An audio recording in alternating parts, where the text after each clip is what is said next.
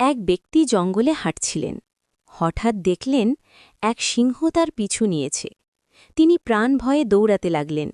কিছুদূর গিয়ে একটি পানিহীন কুয়া দেখতে পেলেন। তিনি চোখ বন্ধ করে দিলেন ঝাঁপ। পড়তে পড়তে তিনি একটি ঝুলন্ত দড়ি দেখে তা খপ করে ধরে ফেললেন এবং ওই অবস্থায় ঝুলে রইলেন।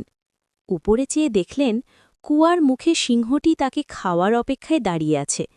নিচে চেয়ে দেখলেন বিশাল এক সাপ তার নিচে নামার অপেক্ষায় চেয়ে আছে।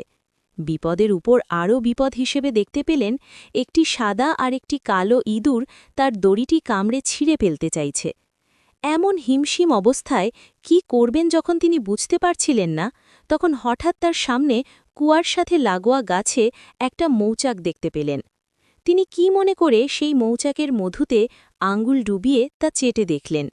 সেই মধুর মিষ্টতা এতই বেশি ছিল যে তিনি কিছু মুহূর্তের জন্য উপরের গর্জনরত সিংহ, নিচে হাঁ করে থাকা সাপ আর দড়ি কাটা ইঁদুরদের কথা ভুলে গেলেন।